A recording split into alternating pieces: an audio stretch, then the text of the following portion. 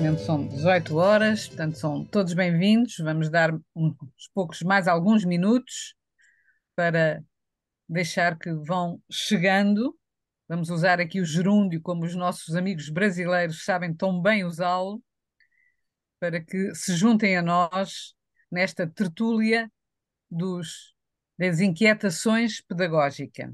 E esperemos que hoje nos inquietemos em conjunto, neste caso, sobre os desafios do ensino superior. A ideia é repensar o ensino superior em Portugal, mas também, quando nós pensamos sobre o ensino superior em Portugal, nós estamos a pensar também em conjunto noutros países e, portanto, os países que falam a língua portuguesa sabem também que muitos dos problemas que nós sentimos aqui são também problemas que se sentem noutros países, de maneira que estendemos o convite a todos os outros países e tenho muito gosto de ver aqui muitas caras de colegas, de amigos e de amigas, e, portanto, são todos muito bem-vindos aqui a estas inquietações pedagógicas, a muitos colegas também da Forge, portanto, são todos muito bem-vindos. Eu desafiei dois também grandes amigos a estarem aqui hoje comigo. São eles o Pedro Lurti, o professor Pedro Lurti e o professor Fontainhas Fernandes. Vamos hoje estar aqui um pouco em conjunto, vamos repensar muitos desafios que temos pela frente. São às vezes tantos os problemas, tantos os desafios que nós hoje encontramos, que nem sempre é fácil, às vezes, olhar o futuro, olhar os futuros e ter perspectivas e soluções. Desafiei-os a estarem aqui conosco e é um momento praticamente, vou dizer, único e uma oportunidade única que vamos ter aqui de tê-los a partilhar conosco a sua visão e poder refletir em conjunto. Se permitem, nós vamos então passar a gravar esta jornada, chamemos-lhe assim, de reflexão e debate, e como esta tertúlia se chama, de inquietações, não é? Nós vamos partir aqui com pistas para continuarmos a pensar sobre estes temas e vamos então começar a nossa tertúlia. Vão permitir então que eu vos apresente mais de forma evidente muito sucinta, porque são dois homens que marcaram estas últimas décadas do ensino superior português e, portanto, eu passaria aqui horas infinitas a dizer o que eles já fizeram e ainda vão fazer muito por este Portugal, mas, portanto, de forma muito sintética, eu vou-vos apresentar quem é o Pedro Lurti e quem é o Fontainhas Fernandes. O Pedro Lurti é atualmente o presidente do Conselho Geral do Instituto Politécnico de Leiria, é também membro do Conselho Consultivo da ARES, que é a Agência Reguladora do Ensino Superior de Cabo Verde. Eu falo isto porque vejo que estão aqui colegas também de Cabo Verde. Foi ex-secretário-geral, secretário de Estado do Ensino Superior de Portugal e, digamos assim, é alguém que marcou efetivamente o ensino superior português e, por isso, tem uma visão, digamos assim, profunda, conhecedora sobre o nosso ensino superior e que nos trará com certeza aqui, digamos assim, o seu olhar, a sua maneira de estar no ensino superior português e que de certeza vai poder, digamos assim, deixar-nos aqui algumas pistas para continuarmos a pensar o que é que o futuro poderá ser. O Fontainhas Fernandes é atual presidente da Comissão Nacional de Acesso ao Ensino Superior, a CNAES, foi reitor da UTAD, da Universidade de Trás-os-Montes e Alto Douro. Foi presidente do CRUP, do Conselho de Reitores das Universidades Portuguesas, e foi também, integra os painéis de avaliação da Agência de Avaliação e Acreditação, a A3S. E, portanto, é também alguém que, por dentro, digamos assim, esteve dentro de uma instituição e, ao mesmo tempo, tem e desempenha ainda hoje, portanto, um papel portanto, de intervenção global dentro do sistema e que, por isso, conhece bem os meandros e as dificuldades e os constrangimentos que hoje o sistema apresenta e que, por isso, mais uma vez, nós vamos ter aqui a oportunidade de os desafiar a apresentar aquilo que, do seu ponto de vista, hoje, digamos assim, são os desafios de hoje, mas, sobretudo, o que é que se perspectiva para o futuro. Não só para o ensino superior, mas também para a educação em geral, porque uma coisa não está, digamos, dissociada uma da outra. De maneira que, meus caros, sobretudo amigos, porque, acima de tudo, a vida deu-me, digamos, o benefício condão de vos ter cruzado e de me ter, digamos assim, feito beneficiar da vossa amizade. E por isso aqui estou com vocês, vos entregar a palavra e de vos convidar a apresentar a todos estes também amigos e colegas que estão aqui, e também daqueles que têm a oportunidade de vos ouvir, de vocês nos mostrarem e dizerem aquilo que vos inquieta neste momento. Vou dar a primeira palavra ao Pedro Lorti, que nos apresente quais são, digamos assim, as questões que neste momento, algumas das questões, como é evidente, não pode, pelos 10, 15 minutos que eu lhe vou dar agora, não vai dar para tudo, não é? Quais são as questões que o inquietam por agora e depois passarei a palavra ao Fontainhas Fernandes para depois passarmos a um debate mais geral. E sejam muito bem-vindos e muito obrigada por terem aceito o meu desafio. Obrigado.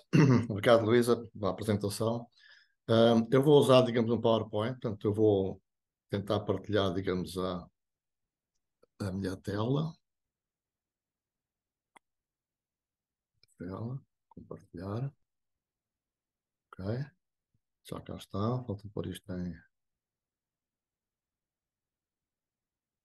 Ok, portanto, espero que estejam a ver, digamos, tanto a tela. Ora, esta conversa, digamos, no fundo, digamos, parte de um artigo, digamos, tanto que foi escrito, digamos, para o Jornal de Letras, em que as questões que colocava, digamos, e o título do artigo era Equidade e Flexibilidade da Frequência do Ensino Superior. Portanto, é esta a primeira parte deste meu título aqui do PowerPoint. Depois acrescentei promover, digamos, a mobilidade social, digamos, tanto, enfim, portanto, um bocado ao trabalhar, digamos, tanto o tema, digamos, e a forma de o apresentar. Não sabia bem como é que havia de começar, digamos, isto por começar diretamente, digamos, a seco, digamos, sobre a equidade e flexibilidade, pareceu-me, digamos, que era redutor e que eu precisava de ir buscar, digamos, um bocado um enquadramento, tanto mais geral.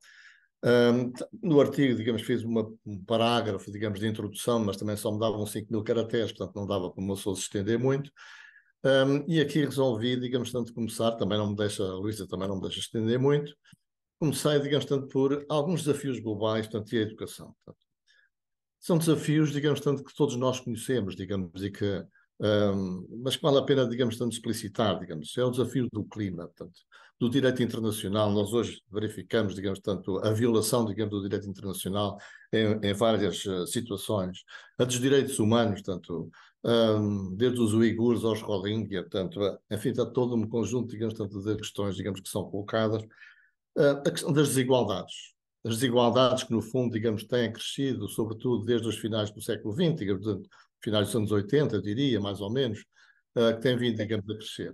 Eu, por acaso, fui ver, digamos, alguns dados, digamos, tanto da OCDE relativamente a Portugal, dados de 2017, em que, por exemplo, os 10% mais, com rendimento tanto mais elevado, têm 54% da riqueza. E os 40% de rendimento menos elevado, mais baixo, têm 4% da riqueza, o que significa, em média, Alguém que está nos 10% mais ricos tem 54 vezes mais rendimento dos que estão, portanto, nos 40% mais pobres.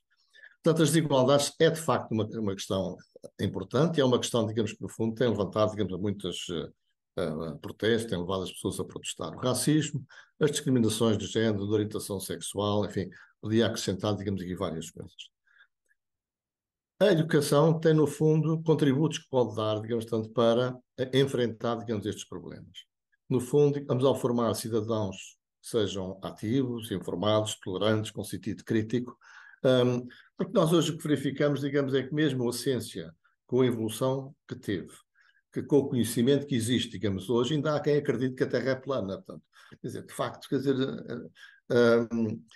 nós precisamos, de facto, formar os cidadãos a perceber que a ciência existe, que a ciência, digamos, tem fundamento. Uma das dificuldades da ciência, muitas vezes, digamos, é ser capaz, digamos, tanto de ser convincente.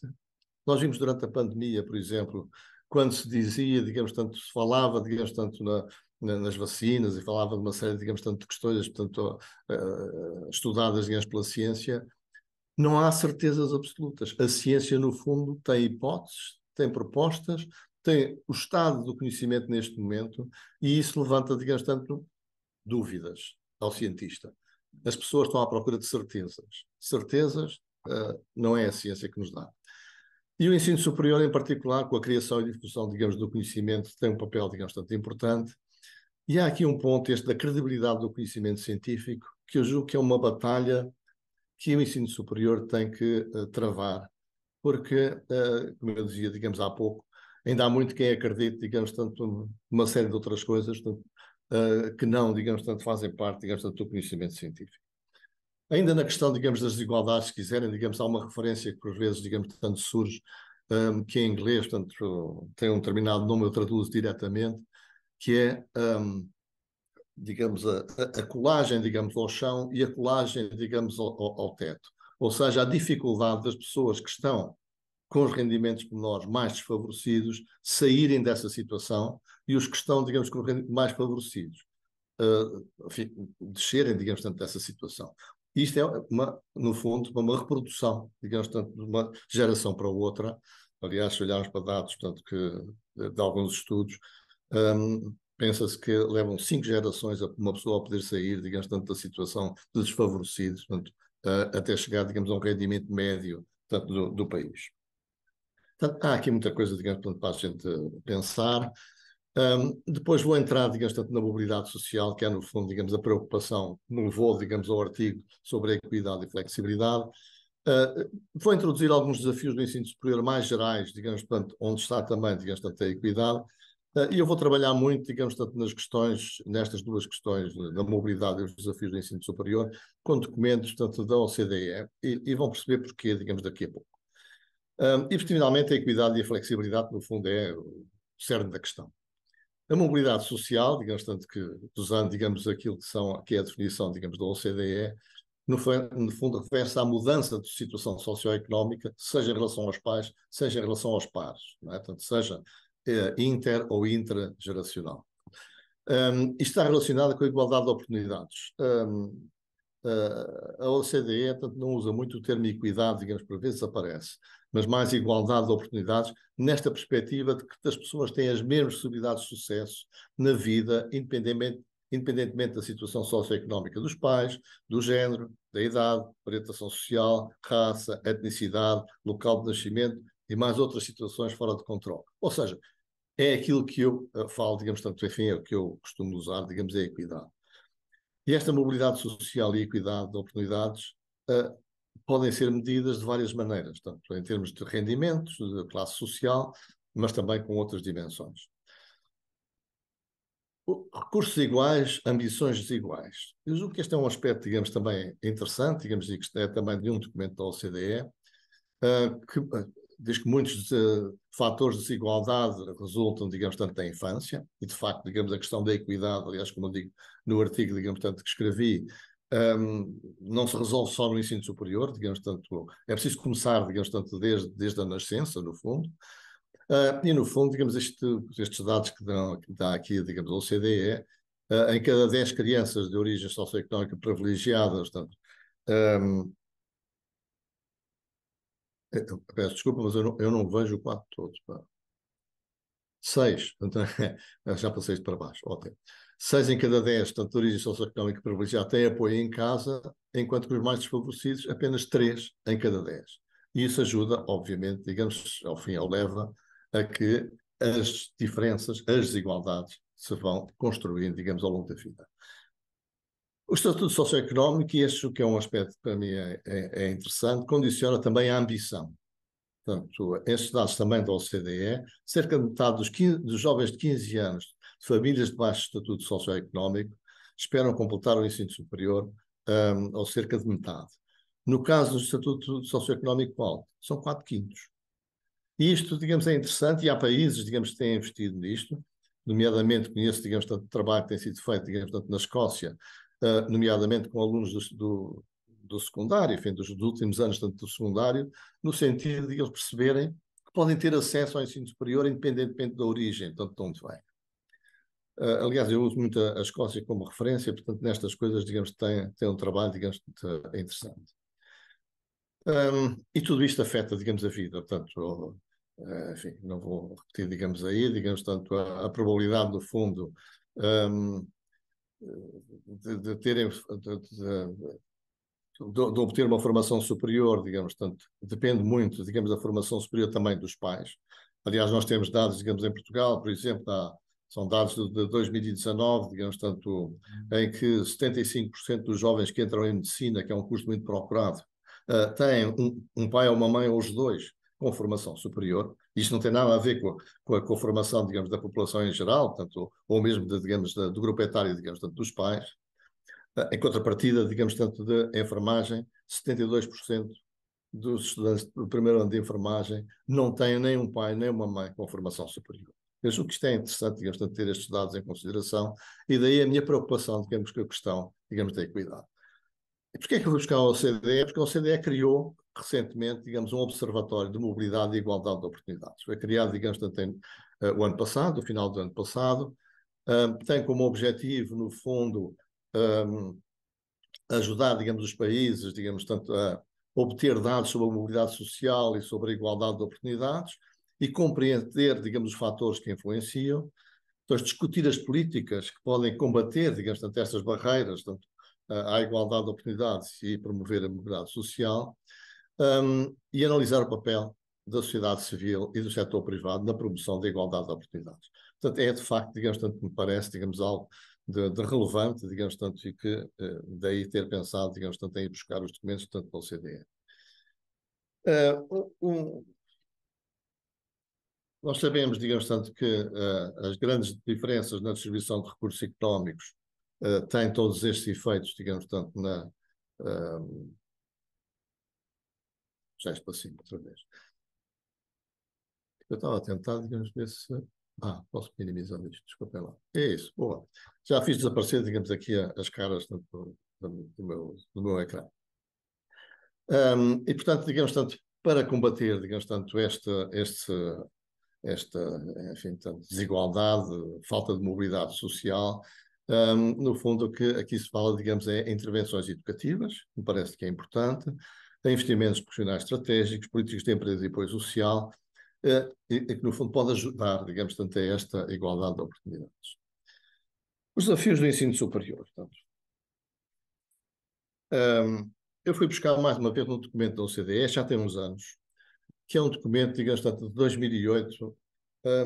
Eu devo dizer, digamos, que é talvez um documento, digamos, que eu acho que está muito bem estruturado, que resultou dos exames temáticos que a OCDE faz ao ensino superior, tanto nos vários países, digamos, que participam, tanto nestes exames, e fez no final, em 2008, uma súmula, digamos assim, daquilo que resultou dos exames temáticos aos vários países. Eu participei num dos exames temáticos, participei no exame temático à Noruega, e foi, digamos, é um trabalho interessante de falar com os vários países, digamos, e com as questões que se colocam, digamos, tanto, e que, no fundo, tem muito a ver também, digamos, com a cultura local, digamos, tanto, porque as abordagens, tanto relativamente ao ensino superior, não são, enfim, eu diria, digamos, tanto, iguais em todo o lado, digamos, porque, no fundo, há realidades que são diferentes. Só para dar um exemplo, no caso da Noruega, digamos, tanto a ideia, digamos, tanto do apoio das bolsas, digamos, aos estudantes,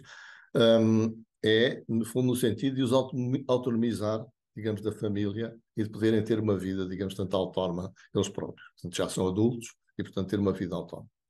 Tem um conjunto, digamos, tanto de desafios, digamos, tanto desde a questão, digamos, do papel do governo e a autonomia, os financiamentos, a qualidade, digamos, e a sua relação, digamos, com a diversidade, digamos, tanto a oferta, a equidade, portanto, é o aspecto que aqui me realcei, a investigação e a sua relevância e a disseminação do conhecimento, as condições de carreira, tanto do corpo docente, as oportunidades de formação flexíveis.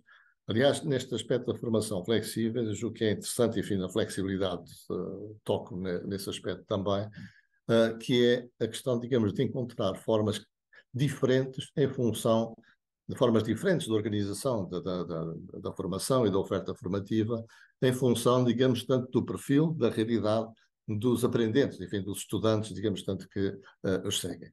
Hoje em dia, por exemplo, tanto existe tanto graus por aprendizagem, portanto, em países como o Reino Unido, em que, no fundo, digamos, há a participação de uma empresa, da instituição de ensino superior e de um estudante, em que há um contrato entre o estudante, a instituição e a empresa, em que ele trabalha durante uns dias da semana, tanto na empresa, estuda nos outros, e nos outros dias, digamos, durante o seu estudo, se procura, digamos, incorporar nos trabalhos, na avaliação, digamos, no que faz, questões que tenham a ver, digamos, com a realidade do seu trabalho, tanto na empresa. São ideias, digamos, tanto que eu julgo vale a pena tanto depois pensar. E, finalmente, a internacionalização.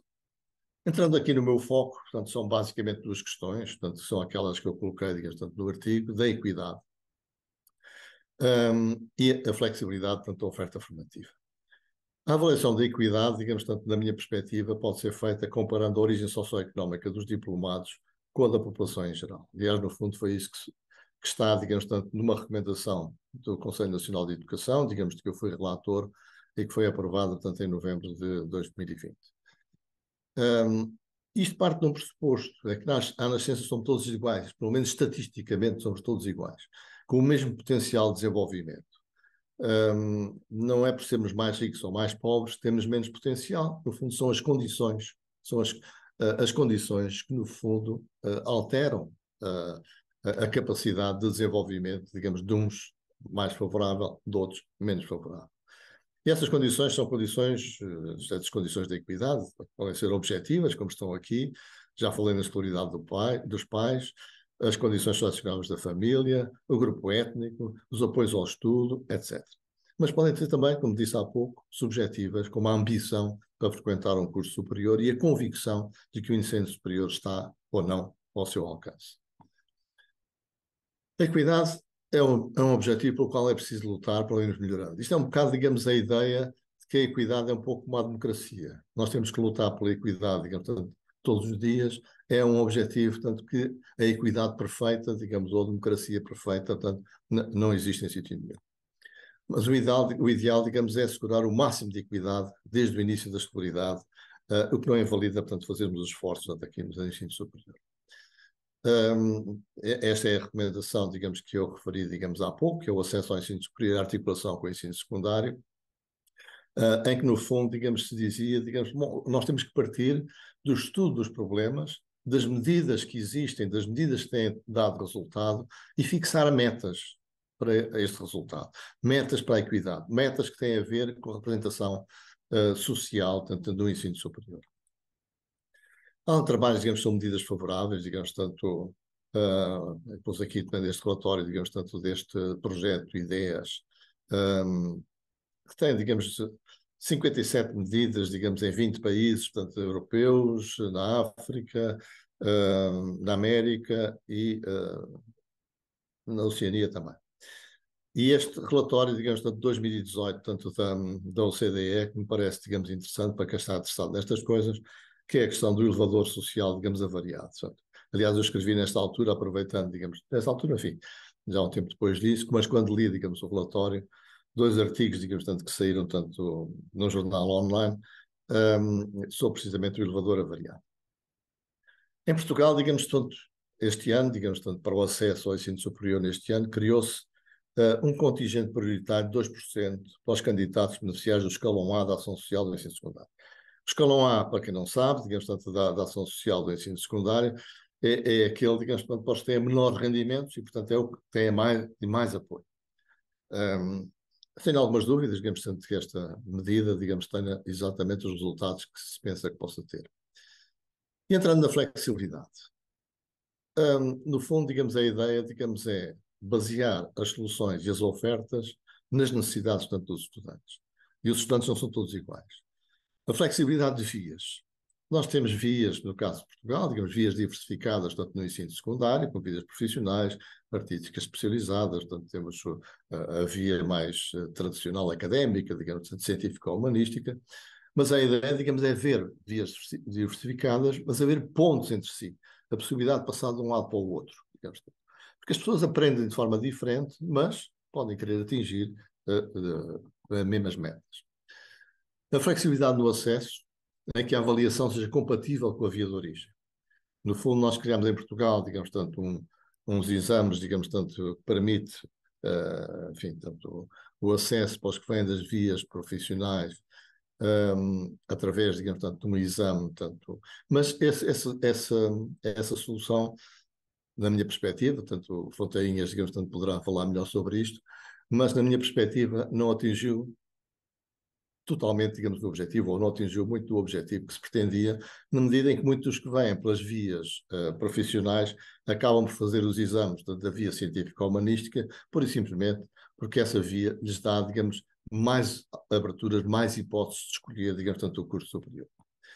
A flexibilidade na integração do ensino superior. Esta é uma questão, digamos, tanto que já tenho defendido, digamos, há muito tempo, com pouco sucesso, porque é uma solução que implica alguma investimento, alguma despesa, digamos, alguma organização, que é, no fundo, quando as pessoas vêm com percursos diferentes, tanto do passado, seja porque vêm de uma vida profissional, seja porque pararam de estudar há uma série de tempo, digamos, e querem voltar a estudar, seja por outras razões, no fundo têm perfis diferentes, têm experiências diferentes, e, portanto, não só temos que valorizar o conhecimento e essas experiências que eles têm, mas também encontrar formas de os encaixar, digamos, tanto na formação que pretendem fazer, tanto no ensino superior. E, portanto, enfim, há sempre, digamos, aquele exemplo, tanto de um jovem, digamos, tanto me contava, digamos, tanto que tinha ingressado no ensino superior pela via científica e havia um colega que tinha ingressado pela via, digamos, tanto profissional, portanto, num curso de contabilidade. E um ensinava o outro a matemática e o outro ensinava o outro a contabilidade. Portanto, enfim, quando devia ser, no fundo,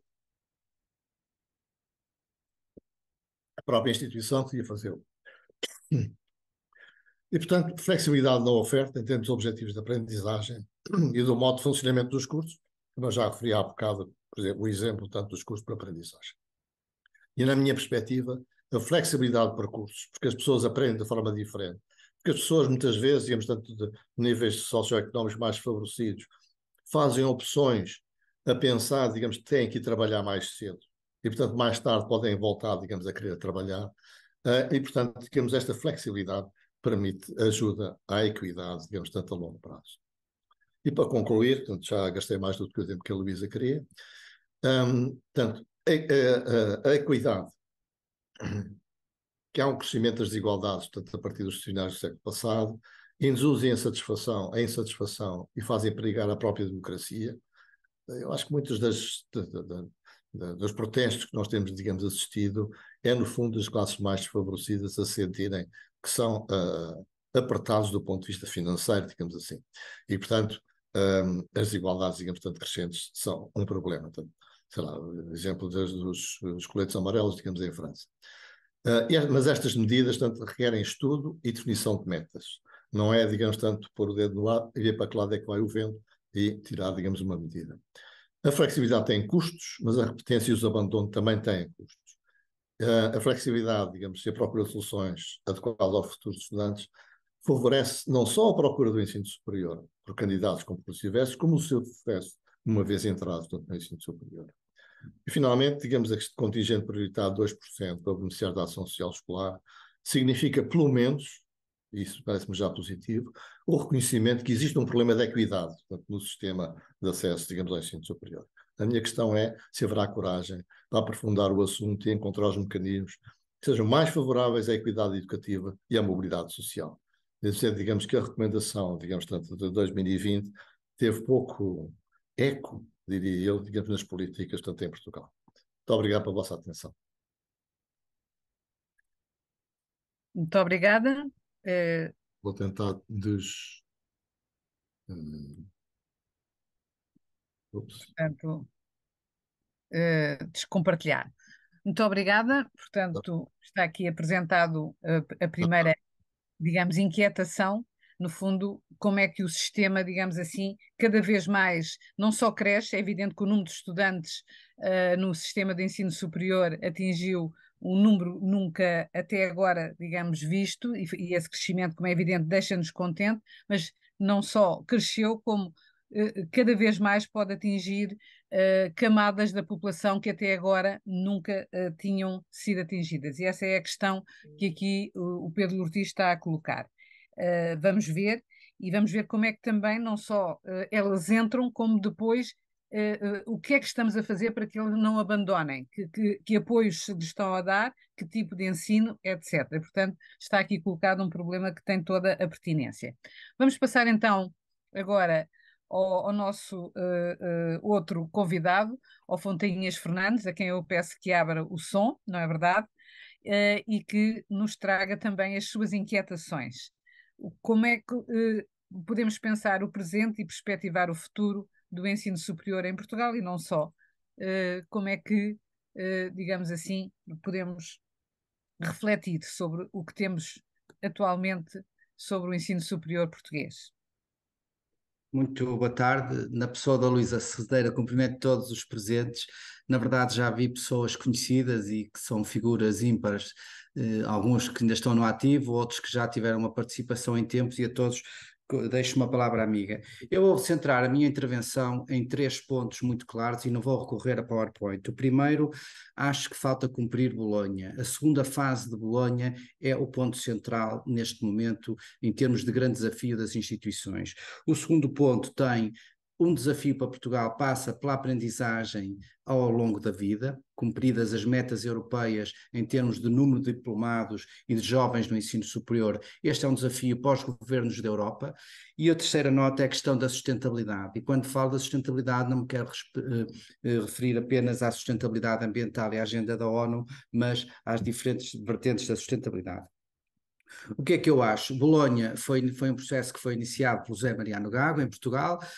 Depois de muita discussão, formataram-se os cursos e a oferta educativa em 3 ciclos, nos cursos de primeiro, de segundo e cursos doutorais.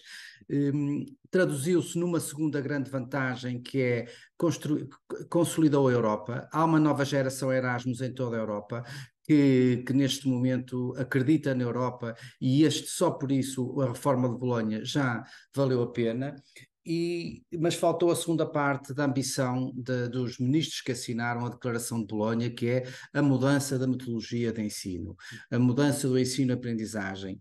E acho que existe aqui alguma resistência por parte das instituições a estas mudanças, e vamos ter que transformar. Efetivamente, nós continuamos a lecionar, nós os docentes, e eu estou no ativo, a lecionar nas salas onde aprendemos, ou seja, passados 30, 40 anos, os espaços físicos são os mesmos e o método de ensinar é exatamente o mesmo, ou seja, centrado no professor. Nós temos jovens com 18 anos com enormes competências, não é? Com enormes competências, eles têm muito mais competências digitais, um domínio da língua, conhecem o mundo, viajam. Aliás, esta mobilidade que deu o Erasmus, esta mobilidade académica está a traduzir-se numa mobilidade social, e que, para o caso português, estamos a perder os grandes talentos. Este é um drama nacional. Portugal de cerca, está ao dobro da Europa em termos de estudantes licenciados que vão desenvolver a sua atividade para a Europa, não contando com aqueles que estão cá a trabalhar para países externos. Portanto, temos aqui um outro problema de dimensão social. O que é que falta cumprir? É necessário mudar o sistema de ensino, ou seja, deixar de um ensino centrado no professor, mas sim centrado no desenvolvimento de competências nos estudantes. Esta é que é a grande reforma, fazem-se muitas tentativas, e tenho conhecimento que o governo está ciente disto, porque em sede de PRR tem vindo a desenvolver este desafio. A própria agência A3AS elaborou um livro que eu aconselho sobre inovação pedagógica muito bem construído e que mostra que as universidades têm que se centrar muito no ensino.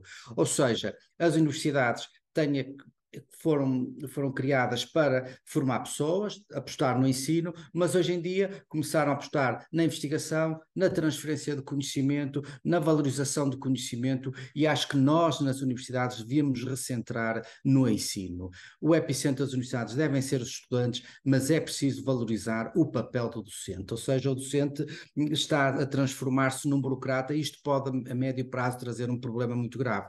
Primeiro, não seguem a carreira docentes os melhores, porque os melhores vão para o estrangeiro e querem ganhar, têm outra oferta de emprego e vão para fora. Portanto, já as elites podem, no futuro, não acontecer no ensino superior. Isto vai ser complicado. Segundo, podemos cair num problema que é as inquietações que existem no ensino secundário podem vir a casar com as do ensino superior. E acho que deveríamos ter noção que Portugal tem um problema que não tem professores no ensino secundário. Este já é um problema central, a par do Sistema Nacional de Saúde, e que pode casar com o ensino superior, que está muito quietinho, muito caladinho, mas o SNESUP veio agora apresentar Portanto, houve um abaixo-assinado, um levantamento, e já teve uma recolha de assinaturas, mas a maioria claramente acredita nisto. O que é que me parece? Era preciso as instituições, e numa altura que estão num momento de reflexão, eu julgo que quando a A3AS estava a iniciar um processo de avaliação institucional,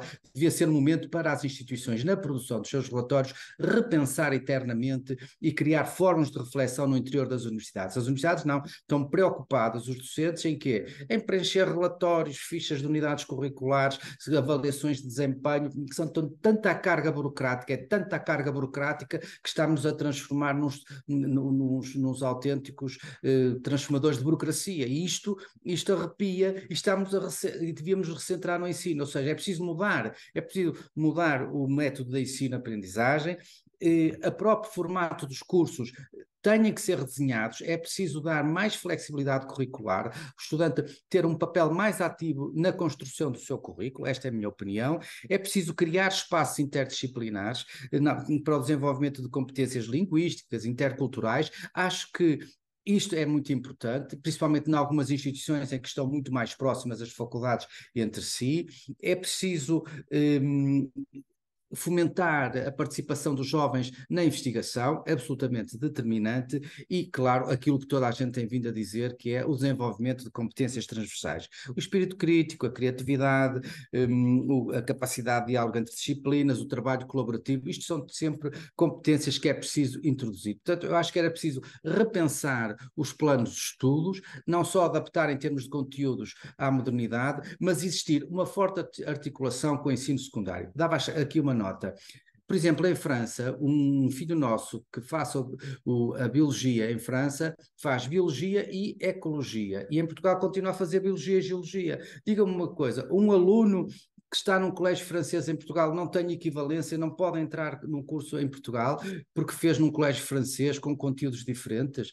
Portanto, temos aqui efetivamente que repensar isto de forma articulada, ou seja, a educação tem que trabalhar mais com o ensino superior. Penso que é o foco, e as instituições têm que valorizar mais o papel do professor, do docente, enquanto professor. Isto é absolutamente determinante. E por isso acho que as questões da valorização profissional dos docentes, a questão da progressão na carreira, nós temos colegas com 30, 40 anos que ainda estão no mesmo escalão. Isto é inaceitável, estão pessoas à beira da reforma e estão nesta posição.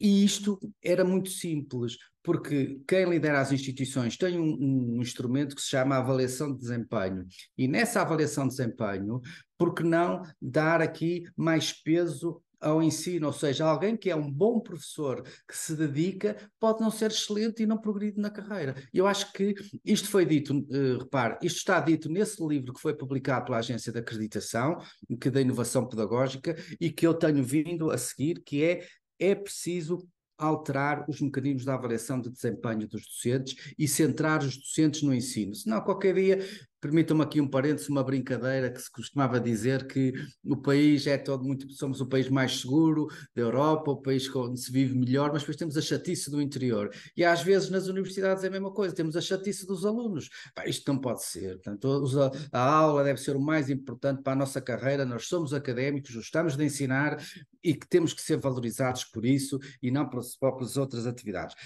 Por isso, acho que o ECDU, o Estatuto da Carreira Docente, seja politécnico, seja universidade, tem que ser revisitado, ele não pode continuar parado no tempo. O Governo, bem, começou a repensar o acesso, já mostrou medidas nesse sentido, começou também agora a discutir o regime jurídico das instituições, o REGIES, é absolutamente determinante, mas deveria continuar esta carreira reformista para parar no ECDU, no SCDU, porque vai exigir muito diálogo com as instituições, com as pessoas, e acho que isso era determinante. A segunda questão tem a ver com a aprendizagem ao longo da vida. Devo dizer que Portugal, que tem vindo, tem-se a criticar, que cada vez está mais próximo da cauda da Europa, onde fez um trabalho muito interessante, foi na área do ensino superior, onde nós convergimos com a Europa. E, portanto, nesta área, sem dúvida, temos um caminho para andar, fizemos um caminho muito importante, não só no número de diplomados, cumprimos as metas europeias, não só no número de jovens que estudam no ensino superior, chegou-se a uma conclusão que, afinal, a rede instalada do ensino superior não está sobredimensionada, pode ser racionalizada, e é evidente que isso tem que ser feito, mas não havia o excesso de instituições que a certa altura se colocava e que estudar no ensino superior não valia a pena. O país já percebeu que é uma boa aposta.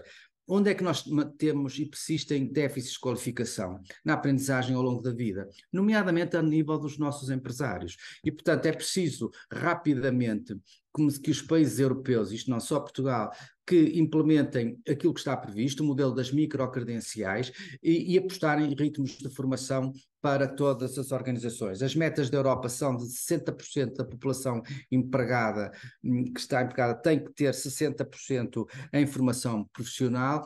As instituições têm que reorganizar o seu modo de funcionamento para terem cursos mais curtos, mais flexíveis, muito ligados ao tecido empresarial, às organizações e à própria administração pública, que já vimos que também é um problema do país, e acho que todos nós temos que criar aqui uma estratégia para cumprir este pilar europeu, mas também para o grande desafio que tem Portugal. Portugal, o principal desafio é a mudança de modelo económico. Nós não podemos ter um modelo económico cuja competitividade se baseia em baixos salários e continuamos a ver os filhos e os netos a voarem para o estrangeiro. Temos que passar para produtos e serviços de maior valor acrescentado. Para isso é preciso mais inovação, mais conhecimento e mais formação. É este o desafio e nós temos que ter este papel absolutamente determinante. O terceiro desafio é a questão da sustentabilidade. Eu finalmente vejo Portugal a querer ter um posicionamento europeu muito interessante no que diz respeito ao cumprimento da Agenda 2030. A presidência do Conselho de Ministros, através do secretário de Estado de Mós Caldas, criou um roteiro em que está a ver até que ponto as organizações, as instituições, desde logo as autarquias, os governos regionais, as próprias empresas, comecem a ter um plano estratégico alinhado com a Agenda 2030, porque isto das alterações climáticas está visto que não é propriamente algo que possa acontecer, é algo que está a acontecer e que nós estamos a chegar atrasados, e veem que estas manifestações cívicas por parte dos jovens, que é uma preocupação já dos jovens. Os reitores europeus tinham esta noção. Eu lembro-me que há 4 anos, quando representava Portugal na Associação das Universidades Europeias, eles já tinham essa preocupação, ou seja, que um dos fatores de escolha dos jovens da instituição, eles só vão escolher instituições que tenham uma agenda de sustentabilidade. Esse é um fator da atratividade e, portanto, não só pela atratividade de jovens, mas porque temos que dar resposta a este país, e acho que Portugal deve manter esta ambição do alinhamento com a Agenda 2030. E permitam-me que, na questão da sustentabilidade, A instituição não deve preocupar-se apenas com a sustentabilidade económica, com a questão da sustentabilidade social, mas a questão da Agenda 2030 é absolutamente determinante, e o quarto pilar, que é a agenda cultural. As universidades europeias defendem que, a par do ensino, da investigação e da transferência de conhecimento, as universidades tenham uma quarta missão, que é a missão cultural. Não só no caso das instituições mais pequenas do interior, a ligação ao território é absolutamente determinante, este papel que fazem, mas também as grandes, nos grandes desafios da Europa, da coesão da Europa, no mundo muito mais coeso, a missão cultural é absolutamente determinante, e acho que as universidades não devem fugir desta responsabilidade e inscrever na sua missão um quarto pilar, que é uma quarta missão, que é o seu trabalho na cultura. E por isso eu terminava que acho que nesta questão da agenda climática nós vamos deixar o mundo bem pior daquele que recebemos, não é? Chegamos a agosto e já estão, no início de agosto já gastamos os recursos do planeta, portanto isto é insustentável, e nos próximos 100 anos isto vai acontecer, porque o aumento da população mundial é assustador, depois vai haver um decréscimo, mas o que é que vai acontecer nos próximos 100 anos? E por isso eu terminava que o mundo só muda se todos nós mudarmos, e eu acho que o professor universitário tem que ser um professor motivado, que prepare uma nova geração, e para isso as universidades têm que valorizar o seu papel, colocar o professor no epicentro. Eu fico muito chocado quando vejo que o professor é encostado e é como mais um ETI dentro de uma instituição. Não, o professor tem que ser é um recurso humano ativo, tem que estar valorizado, tem que estar motivado e tem que ser um agente de mudança. Por isso, se quisermos mudar o mundo, todos temos que mudar, mas no caso dos docentes universitários, temos que fazer mais qualquer coisinha por isso. Muito obrigado, Luísa. Muito obrigada. E o professor Fontinhas Fernandes deu-nos uma fotografia que eu acho que é bem objetiva do que estamos a viver agora no nosso ensino superior. Nós vamos poder agora aceitar comentários e perguntas, mas deixe-me complementar um pouco da fotografia que fez, porque é evidente que nós podemos idealizar que podemos fazer de uma forma ou de outra, mas quando realmente os nossos docentes de facto não estão mobilizados ou não têm condições para trabalhar da forma que nós gostaríamos, não há milagres, quer dizer, nós somos um país de crentes, mas eu costumo dizer, os milagres não existem. E só para vos dizer, em 2021 e 2022, 43% do ensino nas universidades públicas, 43% dos docentes estavam contratados a tempo parcial ou em colaboração. O que é que isto quer dizer? Quer dizer que em junho os docentes vão, digamos assim, vão mandados para casa sem saber se em setembro têm novamente contrato. Ora, e no caso dos politécnicos, 51% dos docentes estão contratados a tempo parcial, ou seja, não têm estabilidade, não têm um contrato anual. Isto quer dizer que esta estabilidade que era necessária no corpo docente não existe. E, portanto, quer dizer, como é que eles podem ter, digamos assim, o contexto emocional, profissional e familiar que lhes permite, do fundo, ter as condições que o professor aqui esteve a explicar para planear e ter, digamos assim, as condições. Por outro lado, só também para vos dar esta ideia, no ensino universitário, em 2020 e 2021, 9,4% eram professores catedráticos, 20,5% professores associados, ou seja, não chegava a 30% das categorias que o nosso ECDU diz que pelo menos 50% deveriam estar nestas categorias. E 12,1% nos politécnicos estavam professor coordenador ou coordenador principal, quando o estatuto prevê que não deveriam ultrapassar 50%. Ou seja, não tem havido um tratamento, digamos assim, nem progressão nas carreiras. Portanto, obviamente que não tem havido tratamento, digamos assim, e não temos visto por parte do sistema uma reação ou digamos, fazer compreender o próprio país e o sistema de que as coisas estão nesta maneira. Do ponto de vista de financiamento, é evidente que há muito tempo que não é aplicado qualquer fórmula, já não é? E por outro lado, quer dizer, como eu sou a mulher dos números, quem me conhece, só para vos dizer que em 2008 a receita por aluno que o Estado punha à disposição era de 4.354 euros. Em 2020, esse número era de apenas, e já tinha sido recuperado um bocadinho, de 3.519 euros. Como, mais uma vez, não há milagres, como é evidente, estamos a trabalhar, digamos assim, em condições que não dá para se trabalhar com um mínimo já nem digo de qualidade, quer dizer, não é? Não há milagres e, portanto, as coisas não acontecem de outra forma. Mas agora, digamos, eu daria para que as pessoas que nos estão a ouvir, se quiserem colocar questões ou fazer alguns comentários, seriam bem-vindos.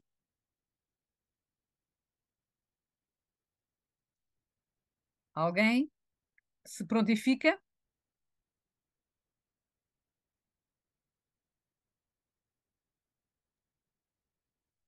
Não estou. O Morato já está com a mão no ar.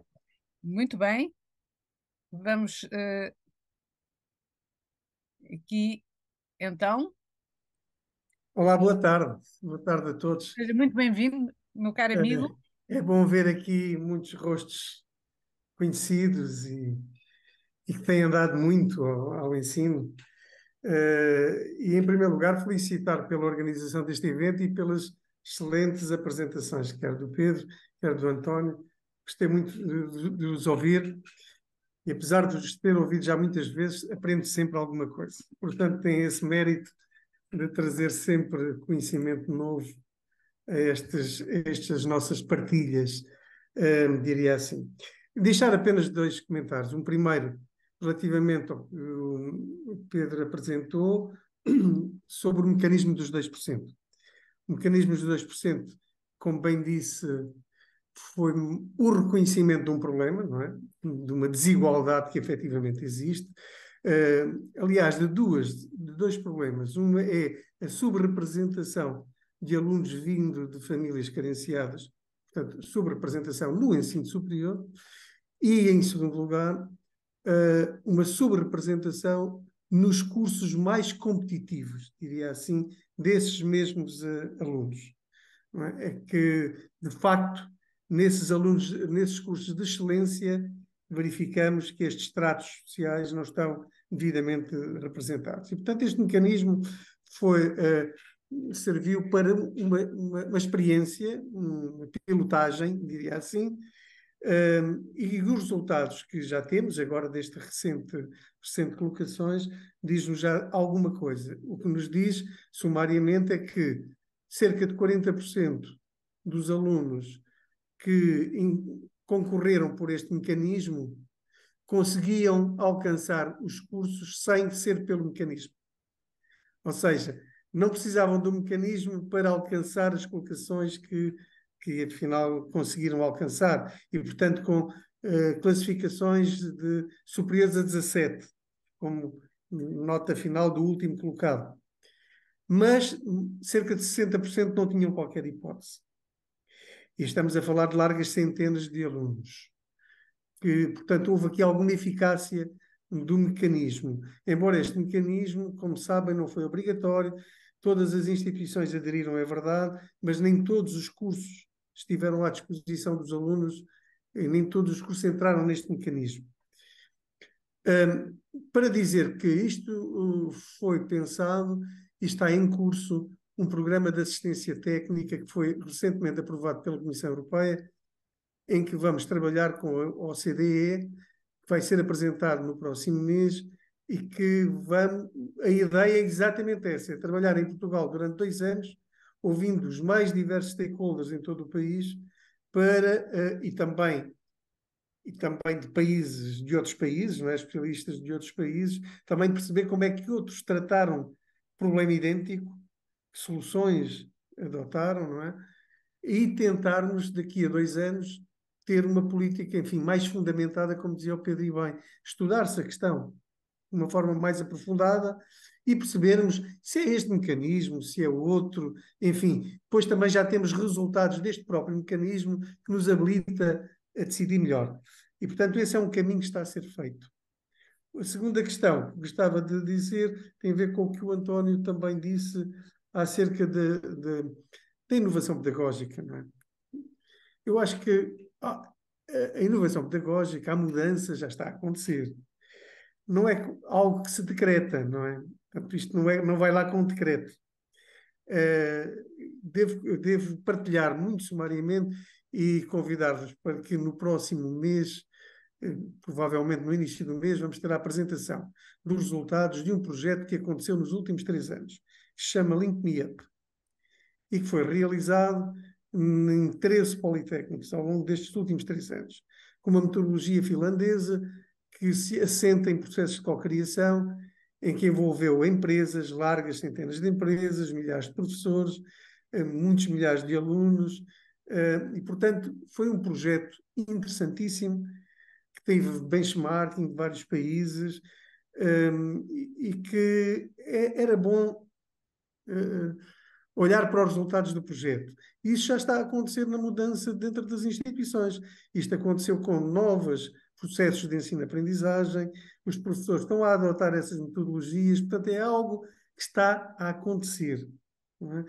E daí, dado o êxito deste projeto, o Governo lançou agora, na reprogramação do PRR, vai lançar um aviso, provavelmente no próximo mês, que tem a ver exatamente com a inovação pedagógica, e que vai lançar para todo o ensino superior a possibilidade de se desenvolverem centros de excelência de ensino-aprendizagem em todo o país, de realizar consórcios, de trabalhar em consórcio ao nível da inovação pedagógica, de produzir recursos educativos, ter até um acesso aberto a recursos educativos novos, digitais.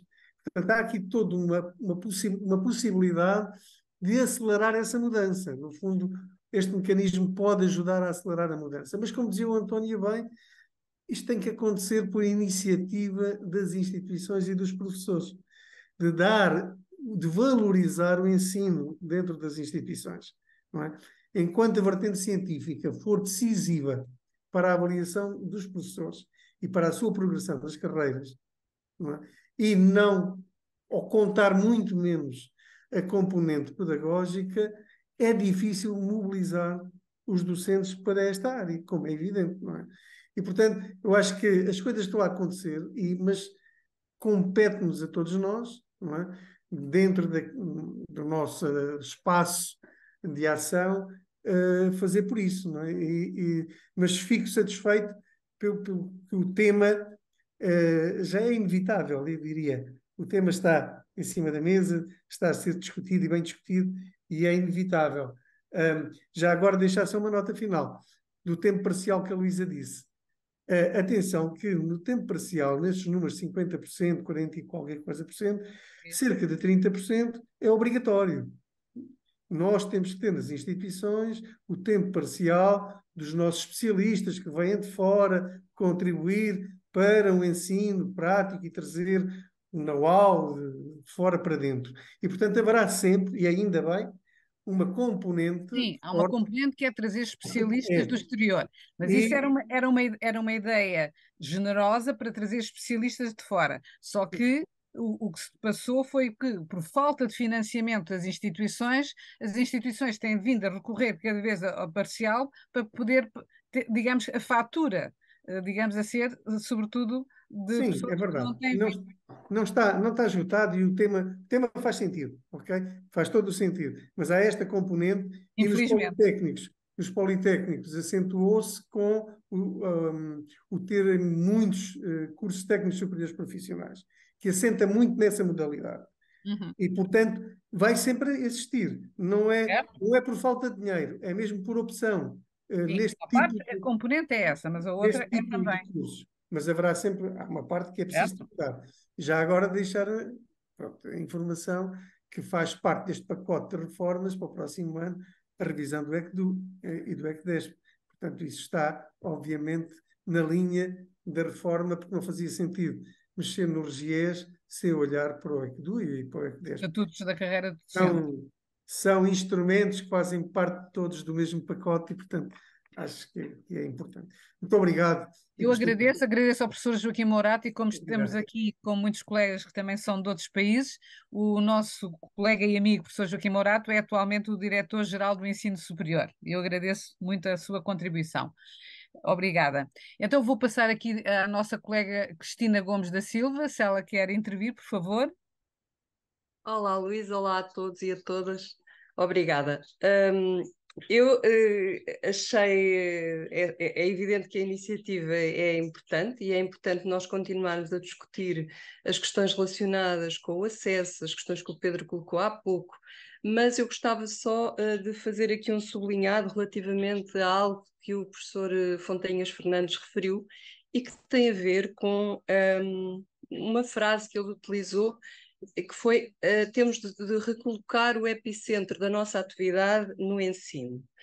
E eu estou muito inclinada para concordar com ele, mas de repente surge uma série de questões que têm a ver com ser exigida às instituições que façam mais, sempre mais qualquer coisa do que ensino. E depois, obviamente, quem tem de dar resposta a essas solicitações são os docentes, porque somos nós que damos corpo às instituições.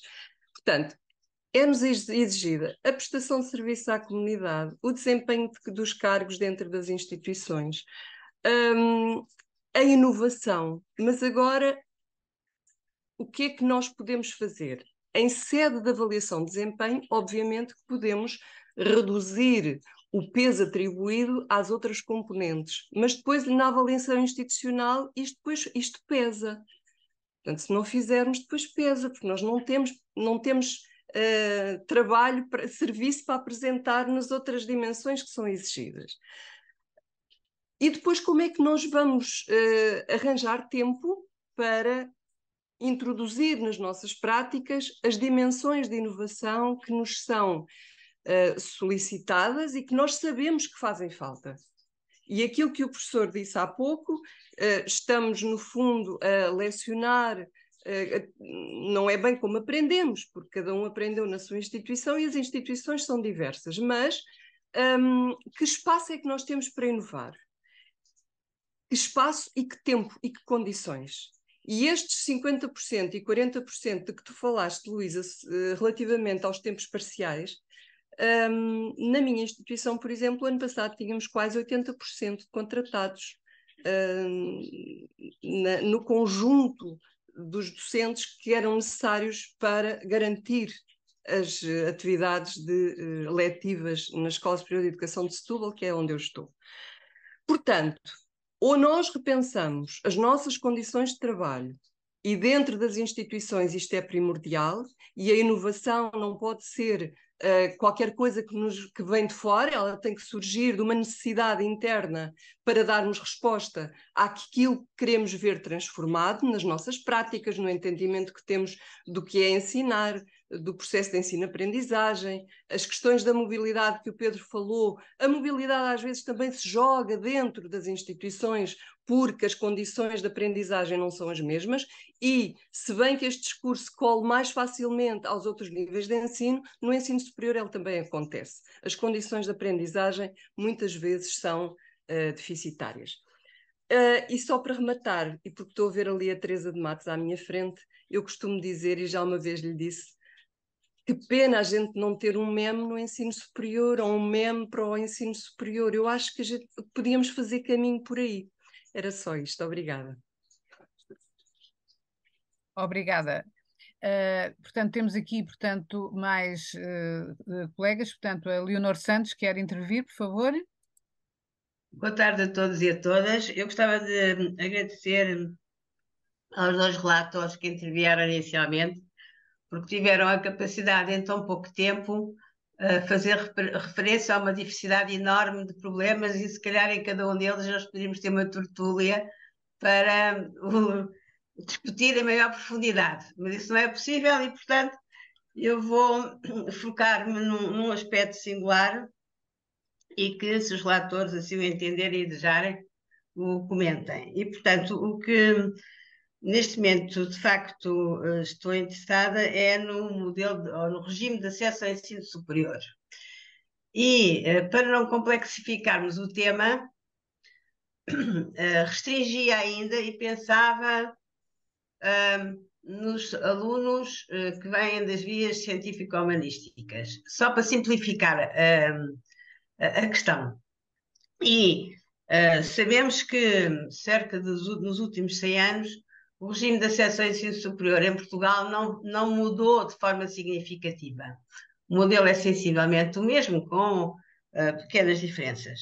E, portanto, o que eu gostaria de ouvir, se possível, uma reflexão em torno desse regime e, mais do que isso, o Pedro, no seu artigo, procura ainda um bocadinho relacionar a equidade com o regime de acesso ao ensino superior. Não sei se foi essa a intenção ou não, que ele teve, foi assim que eu interpretei, e, portanto, se tiverem a generosidade de fazer uma pequena reflexão que possa tratar deste tema relativo ao acesso ao ensino superior. Muito obrigada.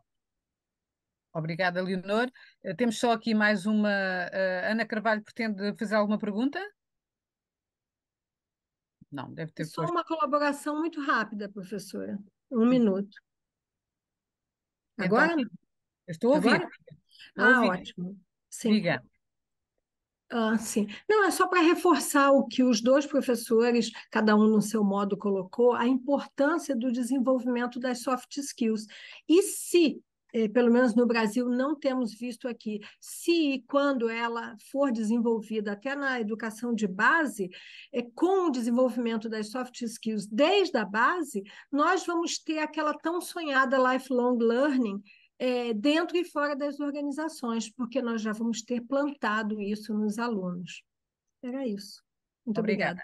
Pronto, eu vou dar a palavra, portanto, novamente aos nossos dois oradores, mas queria-vos chamar a atenção e apelar para que vocês aproveitem os 2 artigos que foram publicados no Jornal de Letras e que o Pedro Lorti e o Fontainhas Fernandes, portanto, publicaram dia 4 de outubro, que um de Fontainhas, Cumprir Bolonha, a aprendizagem ao longo da vida e o compromisso com a sustentabilidade, e o do Pedro Lorti, que é exatamente equidade e flexibilidade na frequência do ensino superior.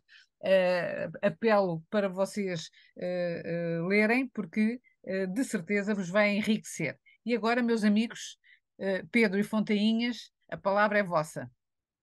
Pedro, novamente. A ver, Pedro e Fontainhas, queres que falássemos os dois ao mesmo tempo? Eu acho que até vocês conseguem, não é? Isto agora, com as novas tecnologias, até se consegue ouvir. Pelo menos nós conseguimos ouvir-vos em duplicado. Vamos lá. Se desligarmos o microfone é mais fácil falarmos os dois ao mesmo tempo. Bom, só reagindo, digamos, a algumas das coisas que foram aqui ditas, para já em relação, digamos, ao Fontainhas, tudo o que Fontainhas disse se pode aplicar, digamos, tanto aos politécnicos e não só às universidades. Portanto. Mas isto, portanto, os universitários são assim. Eu, como presidente do Conselho Geral de um Politécnico, digamos, sem dúvida. Tinha que fazer, digamos, este reparo. Pedro, mas não são universidades politécnicas? Ainda não. Ainda não. São só Polytechnic Universities. Mas eu interiorizei o conceito. Aqui está um ex-reitor que aprende depressa. Vá lá. Então, usaste universidades como usa a União Europeia. Portanto. Ok, tudo bem. Então estamos de acordo. Eu agradeço, digamos, ao Joaquim Morato, digamos, tanto aquilo que ele aqui disse, aquilo que aqui apresentou. Fico muito satisfeito que esta questão da assistência técnica da OCDE, digamos, a estas questões. Portanto, são questões, digamos, que me têm preocupado, digamos, tanto desde há algum tempo. E, de facto, digamos, tanto, acho que a OCDE, os trabalhos que eu tenho visto, e julgo que aquilo que apresentei no PowerPoint, digamos, tanto é evidente, digamos, a criação do observatório, digamos, no final do ano passado, que é evidente, digamos, que tem condições, digamos, para fazer um trabalho, digamos, tanto sobre essas questões. Já agora, digamos, se for possível ter acesso, digamos, aos dados que resulta, digamos, tanto dos 2%, digamos, tanto dos alunos, tanto eu também gostava, digamos, de olhar para os dados. Isso seria, por acaso, muito bom. Quer dizer, há dados, agora, quer dizer, eu como gosto de ver os dados, que a própria Direção-Geral e a Direção-Geral de Estatísticas, também sei que está aqui uma colega, Eu nos já andei a fornece. pescar, a tentar pescar, digamos, os É dados, mas não. exatamente, eu e o Pedro andamos sempre lá a ver se conseguimos ver dados, não é? A gente gosta muito dos números. Mas Não, é quer dados dizer, acho que os números são importantes para percebermos tanto. para estudar os assuntos, não é por. Gosto de estudar os assuntos, não é? Não, lá ver, estas questões, digamos, tanto da equidade, digamos, como eu disse, digamos, há pouco, eu acho que esta questão dos 2%, e o Joaquim, digamos, no fundo, disse isso, isto foi, digamos, é um ensaio, digamos, e vamos ver o que é que isto dá, digamos, e tentar daqui tirar ilações. Quer dizer, há trabalho, digamos, e que eu apresentei, quer, digamos, o relatório da OCDE sobre o elevador avariado, tanto o Broken Elevator, ou então, digamos, tanto do outro projeto, tanto que já tem uns anos, são 7 anos, digamos, tanto, publicou os resultados, como eu digo, andaram a pescar, digamos, tanto o que é que se era feito, digamos, e o que é que era feito, digamos, tanto neste sentido. E há, digamos, eu costumo usar, digamos, muito o exemplo, digamos, tanto da Escócia, em que usa, digamos, tanto no Reino Unido, mas a Escócia, digamos, tanto tem algum trabalho mais profundo, digamos, tanto sobre isso. Sobre o ensino, o acesso contextual, digamos isto, se quisermos, portanto, enfim, vem um bocado ao encontro da questão que a Leonor levantou, digamos, tanto de uma reflexão, digamos, tanto sobre o acesso, que é a questão, digamos, do acesso contextual. Ou seja, nós sabemos que quem vem, digamos, de determinadas zonas, tanto de residência, tanto dos bairros degradados, digamos, coisas, por exemplo, ou quem vem, digamos, tanto de escolas, digamos, que são frequentadas sobretudo, digamos, tanto por pessoas, digamos, filhos de famílias mais carenciadas, têm piores resultados. Portanto, nós sabemos que os resultados escolares, digamos, tanto do ensino secundário, digamos, tanto estão relacionados com estas questões. E na Escócia eles introduziram, digamos, uma correção, digamos, tanto no fundo, na candidatura, digamos, tanto ao ensino superior, que permite, digamos, de alguma forma, puxar, digamos, tanto para estas pessoas. Para além de fazer um trabalho a nível do ensino secundário. Um trabalho, digamos, nomeadamente, digamos, tanto de trabalhar com os jovens, de criar a ambição dos jovens, tanto para ir para o ensino superior, naquelas zonas onde se verifica que naquela escola, naquela zona de residência, há menos jovens a chegar ao ensino superior. Isto, portanto, é uma política deliberada de há uns anos esta parte. O objetivo, digamos, é que era um bocado idealista, digamos, tanto que dito pela anterior primeira-ministra, First Minister, portanto, não Prime Minister, da Escócia, que no fundo dizia, digamos, queria, digamos que até 2030, ter a representatividade social no ensino superior fosse 100%, ou seja, digamos, representasse de facto, os estudantes no ensino superior representassem de facto a sociedade, digamos, como um todo. Estas questões depois complicam-se um bocado porque, no fundo, há quem queira, digamos, aumentando, digamos, tantas vagas, obviamente, digamos que há mais gente que chega ao ensino superior, aqueles que vêm das classes mais desfavorecidas chegam, digamos, ao ensino superior, e a grande questão, como dizia o Joaquim Morato, é que em determinados cursos de elite, eu referi há pouco, digamos, tanto a medicina, mas tanto a engenharia aeronáutica, por acaso, este ano, digamos, tanto teve, julgo que 7 vagas, digamos, tanto no técnico, digamos, tanto para a aeroespacial, para entrar, digamos, tanto os vindos, digamos, do escalão A, da ação social escolar, que esses cursos são aqueles cursos onde, de facto, a representatividade, digamos, tanto dos mais desfavorecidos era menor. Portanto, porque, de facto, esses cursos baseiam, digamos, em notas, portanto, muito elevadas, e as notas estão correlacionadas com a origem social e com a formação, digamos, tanto dos pais. Eu não sei se que reflexão, digamos, é que a Leonor propunha, digamos, sobre a via dos científico-humanísticos, mas já disse em muitos sítios, digamos, tanto que a solução, digamos, atual, digamos, tanto dos exames, tanto prejudica, digamos, tanto o ensino secundário, digamos, tanto, e na minha perspectiva, aquilo que os exames avaliam não é exatamente aquilo que eu considero que é importante para a frequência do ensino superior. Os exames avaliam muito um conhecimento declarativo, digamos, um conhecimento que, no fundo, resulta, enfim, de uma aprendizagem estrita das disciplinas, e há todo um conjunto, digamos, aliás, que em Portugal, tanto existe, digamos, tanto o perfil do aluno à saída da escolaridade obrigatória, digamos, tanto fosse, para ser realmente cumprido, não pode ser com este acesso ao ensino superior. E, portanto, eu não sei se era isto que a Leonor estava a pretender refletir. Não temos tempo hoje, digamos, para refletir, digamos, muito mais, digamos, tanto sobre estas questões, mas eu julgo que é muito importante, digamos, e fico muito satisfeito, repetindo, com aquilo que nos disse, digamos, o Joaquim, digamos, tanto relativamente à assistência técnica da OCDE, tanto neste domínio.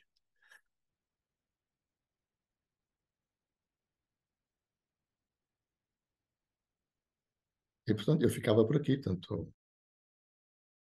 O meu amigo Fontainhas.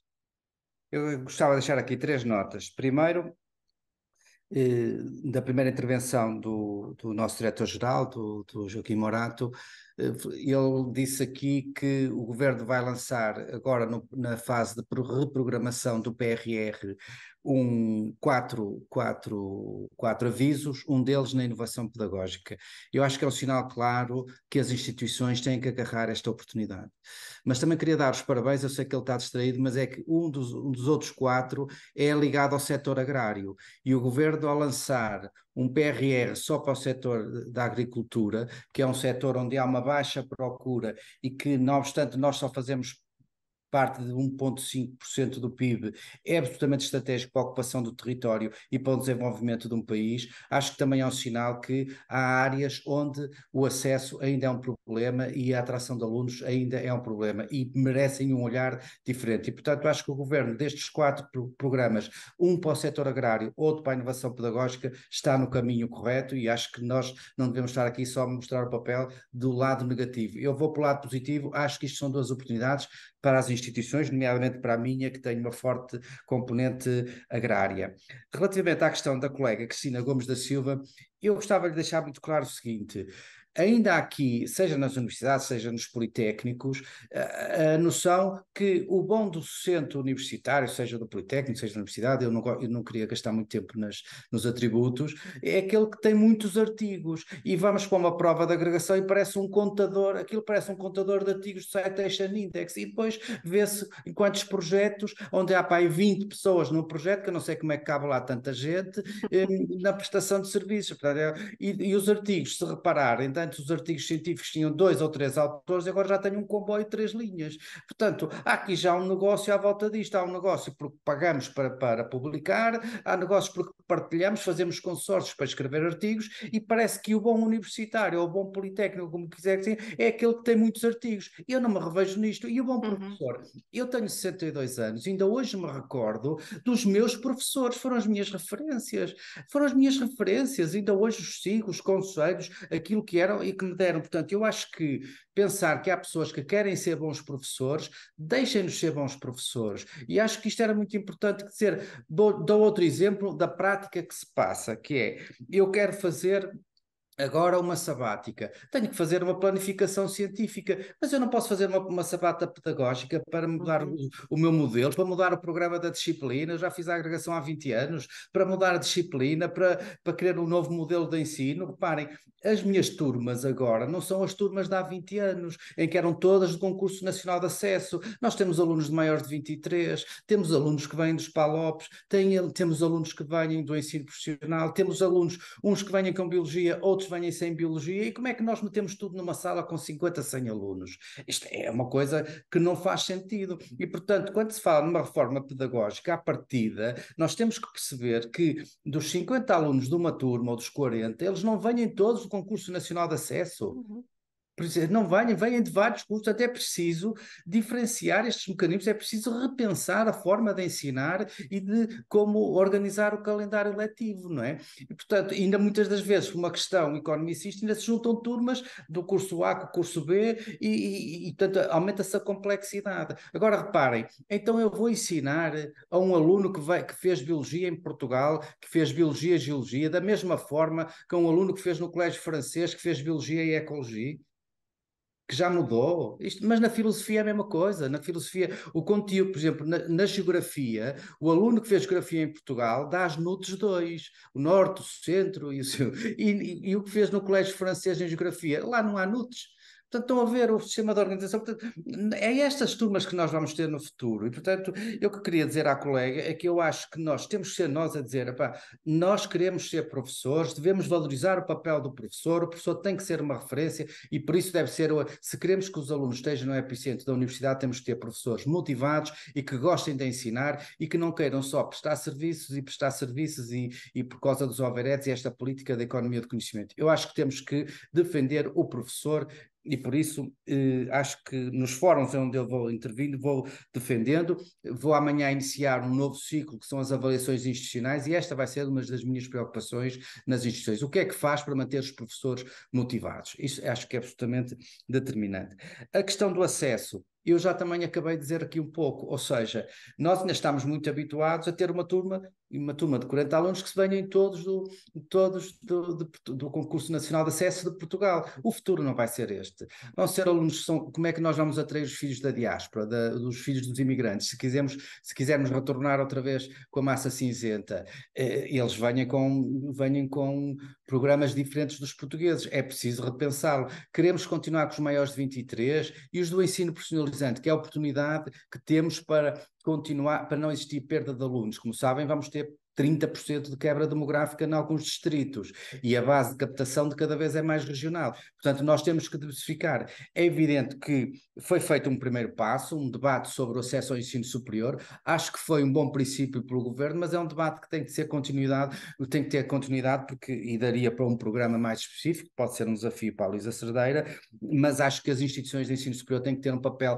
mais ativo nas escolhas dos seus alunos, nos públicos-alvo e como é que isso é possível. Portanto, acho que esta questão é absolutamente determinante e o mundo é muito diferente, o mundo é global e nós não podemos pensar que os alunos que recebemos venham todos do ensino do científico humanista. Isso de cada vez acontece menos e vai ser diferente. Seja esta questão que falou dos alunos das famílias mais carenciadas, acho que foi uma boa iniciativa, que deve ser mais valorizada, melhor comunicada e que houve uma resposta muito positiva por parte das instituições, mas ainda há assimetrias no que diz respeito às ofertas educativas. Acho que esta representatividade vira a todas as áreas formativas, mas isto é um percurso que a Direção-Geral vai conseguir a pouco e com persistência. Acho que foi dado um grande passo.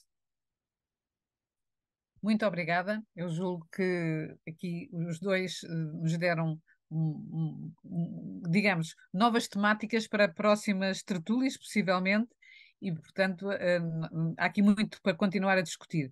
Eu não sei se mais alguns dos colegas que estão aqui querem colocar mais algo. Temos mais 5, 10 minutos para encerrar a nossa tertúlia e nos inquietarmos mais alguns minutos, não é?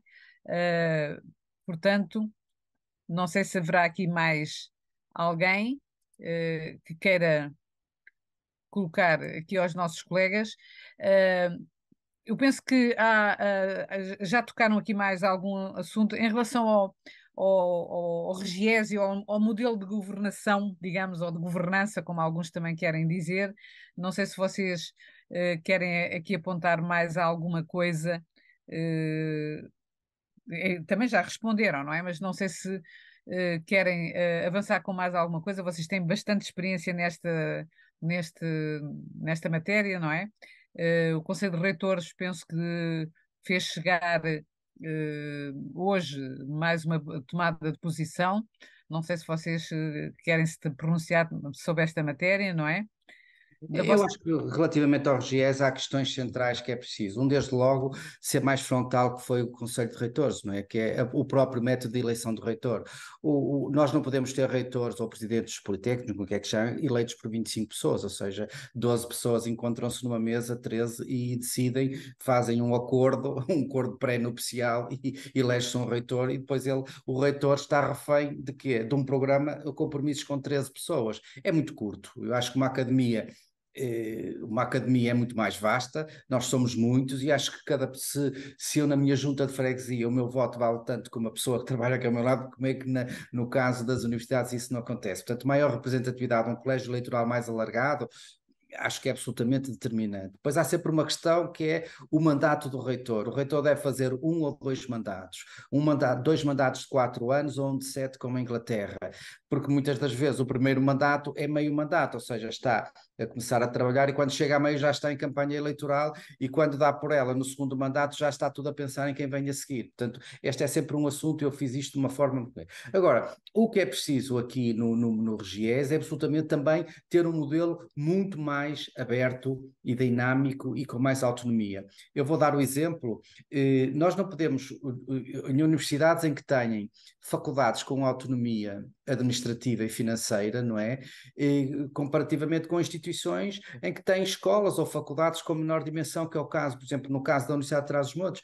A universidade, de acordo com o RGES, tem que ter 5 pedagógicos, 5 científicos, portanto tem que ter uma carga de órgãos que dá ao cabo dos trabalhos, ou seja, o colega que está numa escola não contacta com o da outra escola, portanto a multidisciplinaridade não existe, e depois há quase como uma fuga de disciplinas, vamos tirar aqueles e para acolá, e portanto está todo um conjunto de situações muito delicadas. Eu acho que tem que haver mais flexibilidade e dizer alguém que queira um modelo como tem a Universidade de Aveiro, que acabou com escolas e faculdades para ter um científico único, e as pessoas encontram-se lá. Portanto, acho que era preciso mais alguma liberdade às instituições, mais grau de autonomia, para ver qual é o melhor modelo para, face à sua dimensão, onde está colocada, qual é o seu foco. Portanto, eu acho que um RGES mais aberto e aprendemos com os últimos tempos. A questão do método da eleição do reitor é absolutamente determinante.